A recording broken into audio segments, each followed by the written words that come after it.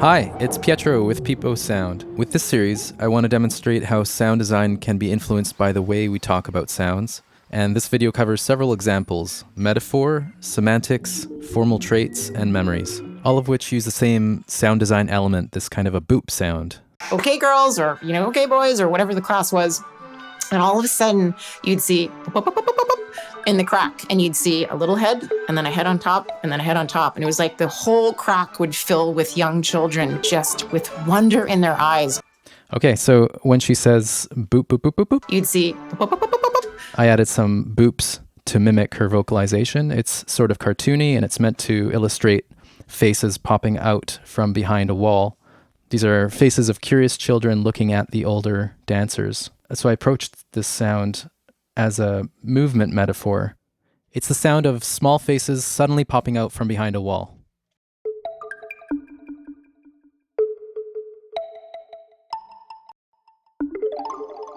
So that's metaphorically, listening to the sounds metaphorically, but I also considered this sound semantically in that it tells you the number of heads. It informs you that there were a certain number of heads popping out from behind the wall. It tells you to note there are several heads and they formed a group. That's what it's telling you semantically. and you'd see a little head, and then a head on top, and then a head on top. And it was like the whole crack would fill with young children, just with wonder in their eyes, going. And then I also considered the formal traits of this sound. So early on, I tried other sounds, but they were too complex. Yeah, so for example, I tried taking the voice itself, the boop, boop, boop, boop, and repeating it as a filtered version. So the class was, and all of a sudden, you'd see boop, boop, boop, boop, boop, boop, in the crack, and you'd see a little. Right, so that's just her voice saying the boop, boop, boop, Boop, boop, boop, boop, boop, boop. with some filter and delay. Little head. I thought it was just kind of a neat way to emphasize that point, but it didn't really work. I found that the human voice is too rich in this case. This human voice here is too rich, and I found it kind of distracting. So eventually I came to this simple pitched percussion sound, which is a kind of a xylophone, because it's a clean and simple timbre.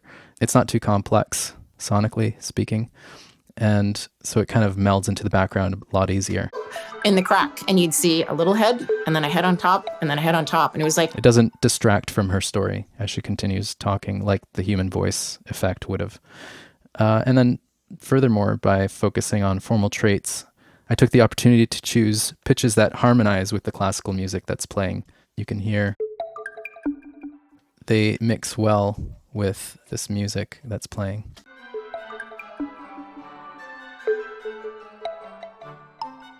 Yeah, so I chose notes that would fit the music well. They harmonize well, and the xylophone boops, which stand in for the children's faces, they coalesce with the classical music into a pleasing whole.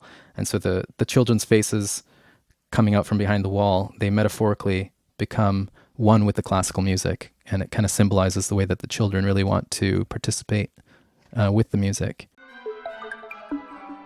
Just to make that point more obvious, perhaps, I could take these notes and, let's see.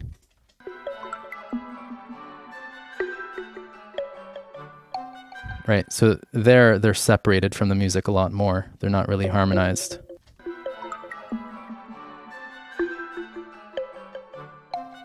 Right, that's in a completely different key. Whereas what I went with.